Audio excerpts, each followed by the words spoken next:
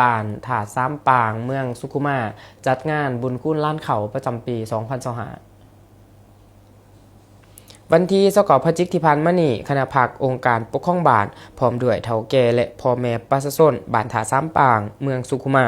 ได้จัดงานบุญคุณล้านเขาหรือบุญกองเขาขึ้นอยู่วัดบ้านถาซ้ำปางกลุ่มบ้านที่3ของเมือง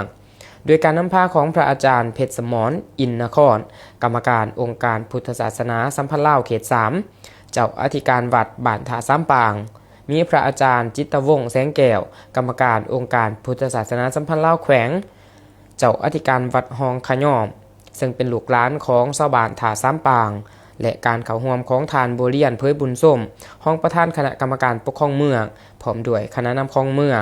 ทานท่องสวรรค์จันทบัณฑิตเลขาคณะปักหักฐานกลุ่มบ้านที่3พร้อมด้วยองค์การปกครองบ้านพระเทรานุเทระศิษยานุศิษย์เฒ่าแก่พ่อแม่ประชาชนบ้านถาซ้ำปางและบ้านไก่เคียงเขาร่วม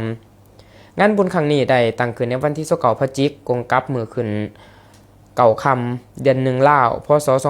2568เป็นมือตกแต่งเครื่องไสยทานตอนบ่ายได้มีขบวนแห่ขวัญเขาต้นกระพึกและปัจจัยไสยทานต่างๆพร้อมทั้งได้ชมการแสดงศิลปะวรรณคดีของน้องนักเรียนประถมโรงเรียนมัธยมสมบูรณ์ถาซ้ำปางตอนแรกก็มีพิธีทางศาสนาไหว้พระหับศีลสูตรปริตามงคลและฟังธรรมเทศนากลางคืนมีการคบกันตามประเพณีคณะหมอลำไต่และการคบกันอื่นๆตอนเสาร์วันที่30 พฤศจิกายนกงกับมือขึ้น10ค่ำเดือน1ลาวพศ2568ได้มีพิธีทำบุญใส่บาตรถวายทานแด่พระสงฆ์ในโอกาสนี้พระอาจารย์จิตวงศ์แสงแก้วกล่าวว่าจุดประสงค์ในการจัดงานบุญคุณล้านเขาหรือบุญกองเขาอยู่วัดบ้านถาซ้ำปางเมืองสุขุมาครั้งนี้ก็เพื่อเป็นการอนุรักษ์รักษาหีดของประเพณีอันดีงามของท้องถิ่นที่ปฏิบัติสืบทอดกันมาแต่โบราณกาลให้ยืนยงคงอยู่กับคนลาวตลอดไป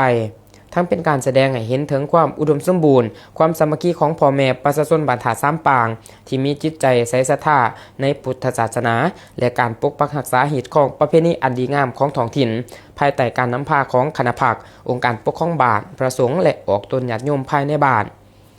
บุญคุณล้านเขาหรือกุ้นขวัญเขาคำว่าล้านแปลว่าเดินหรือบอนที่หับเพียงดีซึ่งเพิ่นเอาเขามากองไว้บุญนี่เป็นบุญปางหนึ่งที่สำคัญในสมัยโบราณก่อนจะเอาเขาขึ้นเหล่าขึ้นเหี้ยเพิ่นต้องได้เฮ็ดบุญให้เขาก่อนการเฮ็ดแบบนี้ก็เพื่อเป็นสิริมงคลมั่งมีพุนสุขต่อไปประชาชนลาวสมัยโบราณเพิ่นพากันนิยมเฮ็ดบุญนี่ย้อนว่าเขามีประโยชน์เหนือกว่าสิ่งใดถ้าได้เฮ็ดบุญขวัญเขาแล้วตามการเชื่อถือของคนลาวโบราณแม่นมีความหมายว่ากินบ่บกจกบ่ลงดังนี้เป็นต้นจนมีคำขวัญกล่าวไว้ว่าเขามีสาลีพร้อมจอมดอยก็พออยู่เขาบ่มีสาลีบ่พร้อมจอมแก้วอยู่บ่เป็น